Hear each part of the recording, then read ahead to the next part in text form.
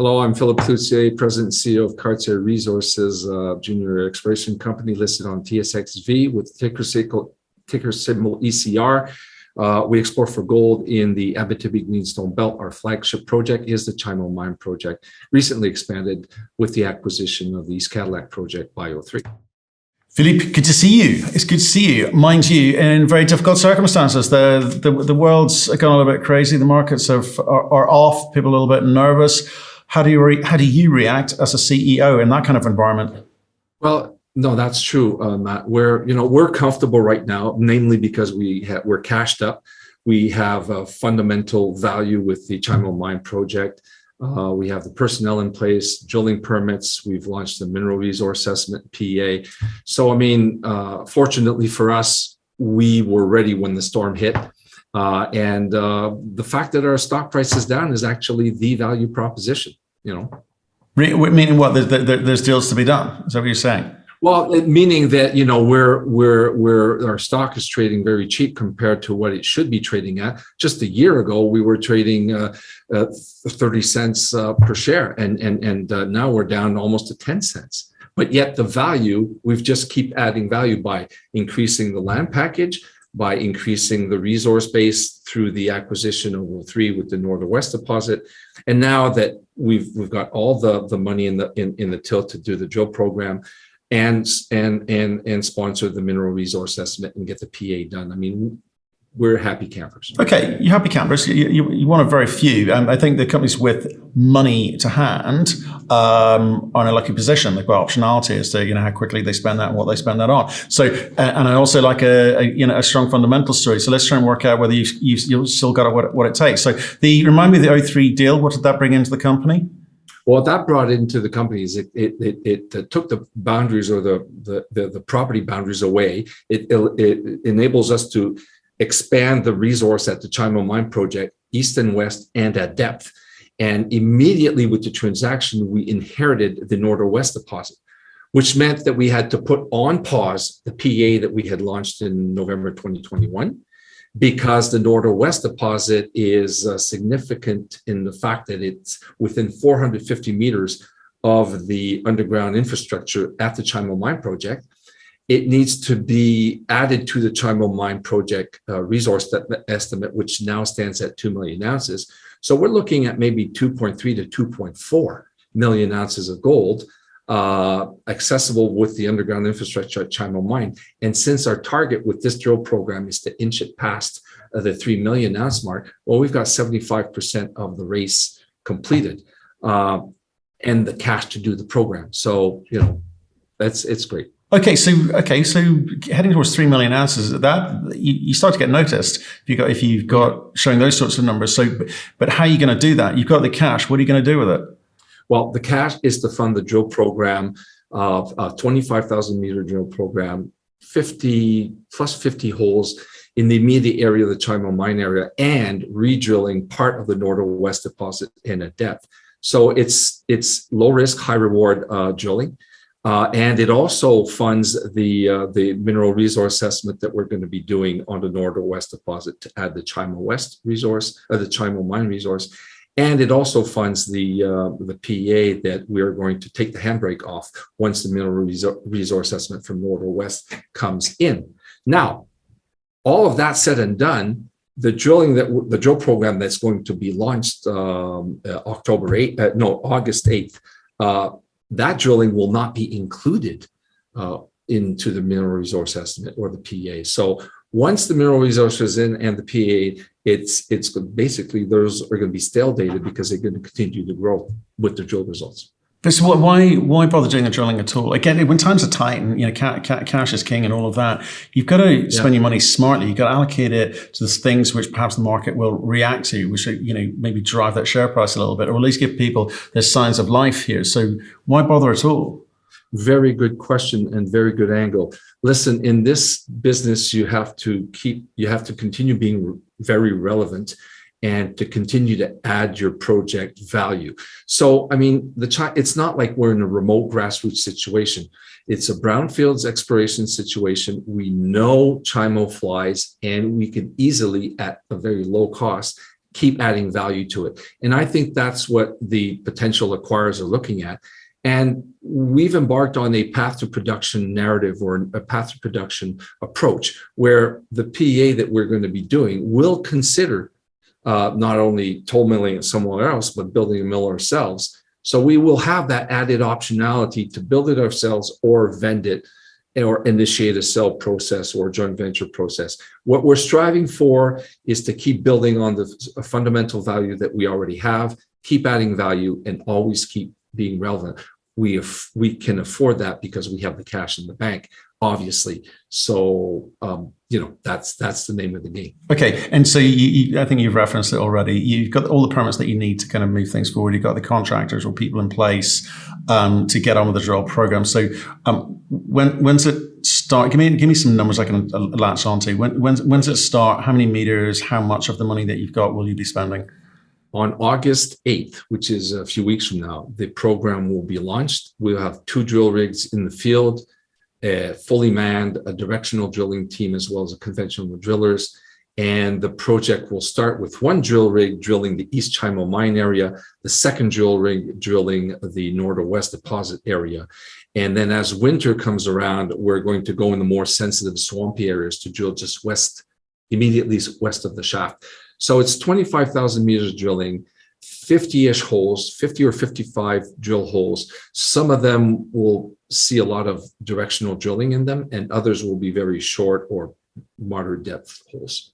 Right. Okay. And what's that kind of picture you've got to paint? Because, you start saying, we've got 2 million ounces, we can very quickly get to 2.4. And obviously, Endgame for us potentially with, what we're about to do is deliver an updated resource of maybe we hit 3 million ounces. Maybe 3 million ounces is interesting to quite a few people. Not obviously maybe not the majors, they're looking for 5 or so, but in this environment, there's been a fair chunk of M&A going on, left, right, and center. People are trying to looking to fill the coffers up. Gold price has come off a little bit, but people's balance sheets are pretty healthy at the moment. So what's the end game for you? Because we've talked about Chimo a few times, and it kind of hasn't kind of happened yet. So is there something that's putting people off, or is there some sort of hump you've got to get over to kind of make this super, super attractive at last? Or what do you feel? Okay, fine. So 3 things here. First, there has been M&A and acquisitions in our part of the belt while price of gold was going up and inflation had not yet hit. Now the price of gold has dropped off a bit, inflation has hit, so the revenue margins on all these senior companies it has been reduced. So that's the first thing. Now they have to digest their acquisitions and their M&A, and they have to make sure that they get these projects that they've recently acquired across the finish line. That's the first thing. The second thing is we can continue to grow this project. What we've seen with the PEA and the exploration work that we've done and the drill, we're going to be focusing our drilling on areas that add extremely high value ounces. So the recent sponsorship by Agnico, when post 03 consolidation of the East Cadillac project, Agnico raised its hand and said, look, we will exercise our participation right and climb back up to an 18% ownership of Cartier. That is a signal that they say they believe we're doing good work, that the project is on track. And when we say we're targeting 3 million ounces, knowing that 2 million ounces really is what gets it across or tips it over to the economic side. What we're saying is we're only going to drill the ounces that we could afford to drill with our cash in the bank. But this system can continue to grow to 5 and maybe 7 million ounces with time. We're addressing short-term concerns, getting this project or building value on this project as fast as we can, and to be ready when this market turns, and it will turn, hopefully. No, well, it always does. Let's not kid ourselves. It always does. It's a question of when, and that's what people are trying to work out. And I'm sort of intrigued about how you position yourselves, because companies of a certain size, sub 50 million, sub 100 million, they need to either make themselves super attractive for either asset purchases or complete buyout at the corporate level.